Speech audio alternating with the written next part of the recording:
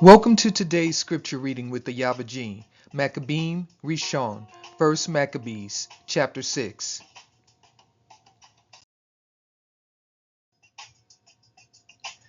About that time, King Antiochus, traveling through the high countries, heard say that Elymas in the country of Persia was a city greatly renowned for riches, silver, and gold, and that there was in it a very rich temple, wherein were coverings of gold, and breastplates, and shields, which Alexander, son of Philip, the Macedonian king, who reigned first among the Yavanim, had left there.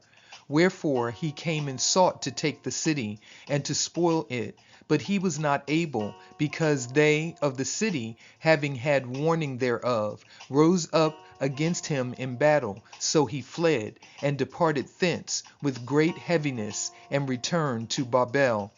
Moreover, there came one who brought him tidings into Persia, that the armies which went against the land of Yehuda were put to flight.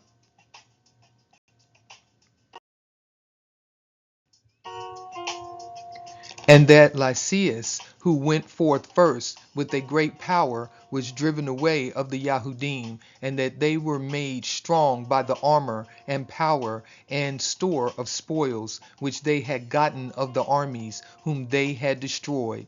Also, that they had pulled down the abomination which he had set up upon the altar in Jerusalem, and that they had compassed about the sanctuary with high walls, as before, and his city Beit Sura. Now when the king heard these words, he was astonished and sore moved, whereupon he laid him down upon his bed, and fell sick for grief, because it had not befallen him as he looked for. And there he continued many days, for his grief was ever more and more, and he made account that he should die.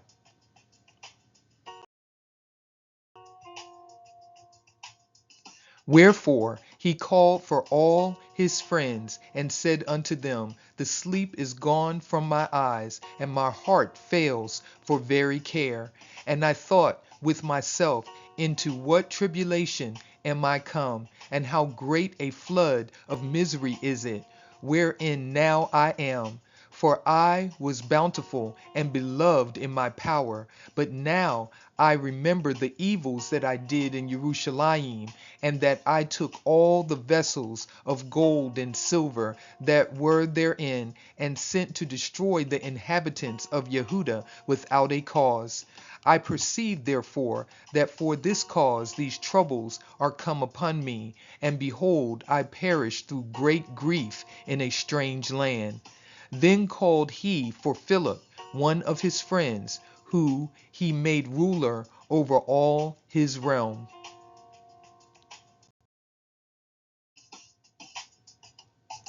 and gave him the crown and his robe and his signet, to the end he should bring up his son Antiochus, and nourish him up for the kingdom. So King Antiochus died there in the 149th year. Now when Lysias knew that the king was dead, he set up Antiochus his son, whom he had brought up, being young, to reign in his stead, and his name he called Eupator.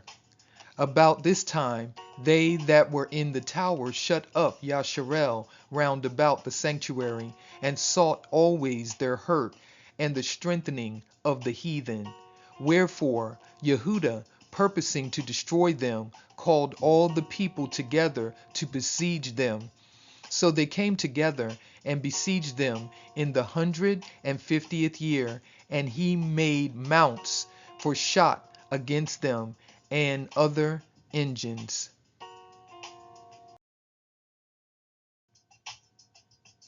Howbeit certain of them that were besieged got forth, unto whom some wicked men of Yasharel joined themselves, and they went unto the king and said, How long will it be ere you execute judgment and avenge our brethren? We have been willing to serve your father, and to do as he would have us, and to obey his commandments.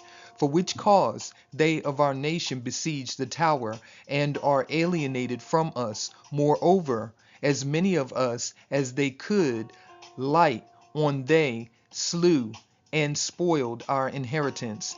Neither have they stretched out their hand against us only, but also against their borders. And behold, this day are they besieging the tower at Jerusalem to take it. The sanctuary also and Beit Surah have they fortified.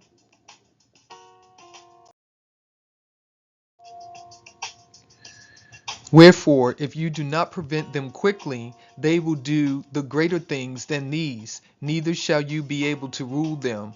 Now when the king heard this, he was angry, and gathered together all his friends, and the captains of his army, and those that had charge of the horse. There came also unto him from other kingdoms, and from the isles of the sea, bands of hired soldiers, so that the number of his army was 100,000 footmen, and 20,000 horsemen, and 32 elephants exercised in battle. These went through Edom, and pitched against Beit Surah, which they assaulted many days, making engines of war. But they of Beit Surah came out and burned them with fire, and fought valiantly.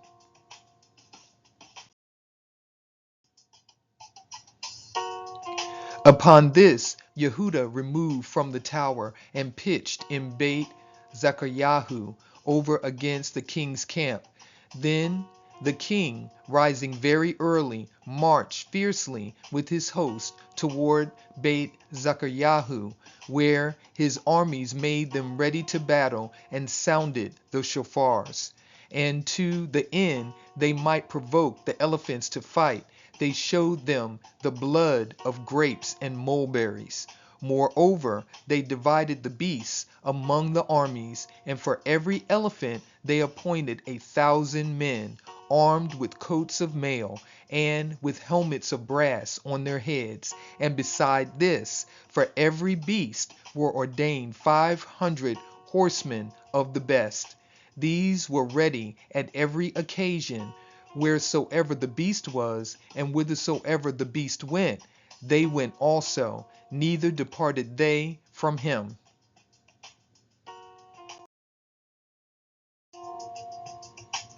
And upon the beasts were there strong towers of wood, which covered every one of them, and were girt fast unto them with devices. There were also upon every one 32 strong men that fought upon them, beside the Indian that ruled him. As for the remnant of the horsemen, they set them on this side and that side at the two parts of the host, giving them signs what to do, and being harnessed all over amidst the ranks. Now when the sun shone upon the shields of gold and brass, the mountains glistered therewith, and shined like lamps of fire. So part of the king's army being spread upon the high mountains, and part on the valleys below, they marched on safely and in order. Wherefore all that heard the noise of their multitude, and the marching of the company, and the rattling of the harness, were moved, for the army was very great and mighty.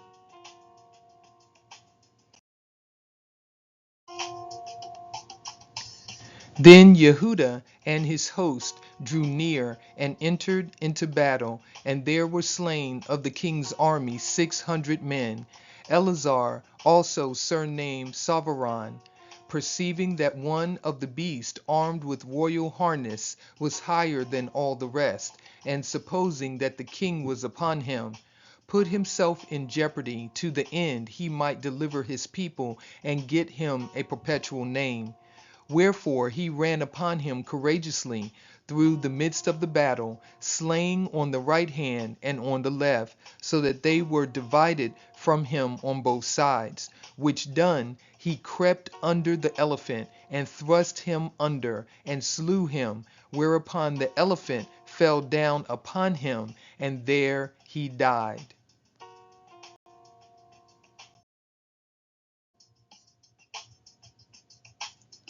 Howbeit the rest of the Yahudim, seeing the strength of the king and the violence of his forces, turned away from them.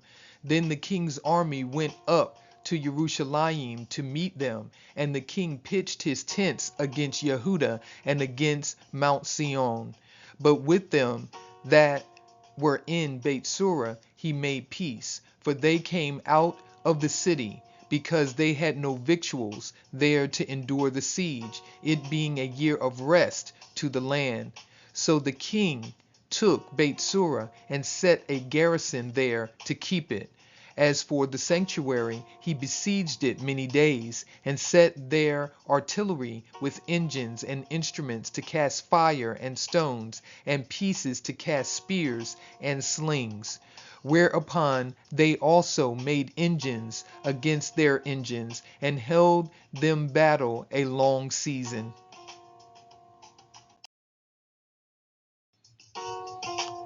Yet at the last their vessels being without victuals, for that it was the 7th year, and they in Yehuda that were delivered from the other nations had eaten up the remnant of the store, there were but a few left in the sanctuary, because the famine did so prevail against them, that they were fain to disperse themselves, every man to his own place.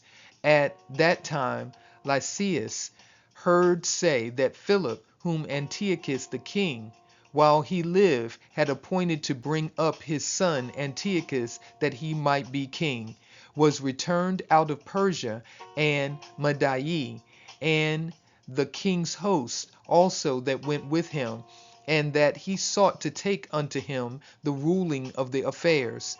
Wherefore he went in all haste, and said to the king and the captains of the host and the company, We decay daily, and our victuals are but small, and the place we lay siege unto is strong, and the affairs of the kingdom lie upon us.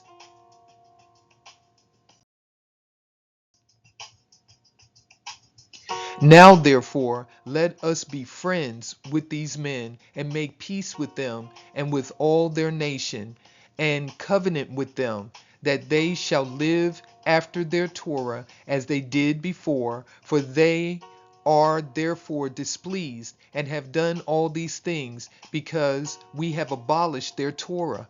So the king and the princes were content. Wherefore he sent unto them to make peace, and they accepted thereof. Also the king and the princes made an oath unto them, whereupon they went out of the stronghold.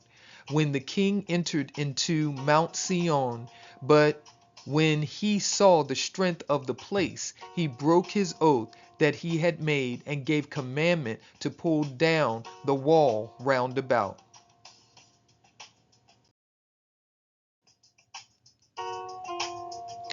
Afterward departed he in all haste, and returned unto Antioch, where he found Philip to be master of the city. So he fought against him, and took the city by force.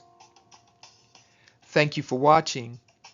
Today's scripture reading with the Ayaba, Makkabeym-Ri'Shon, 1 Maccabees Chapter 6. And with that, I will leave you with Shabbat Shalom.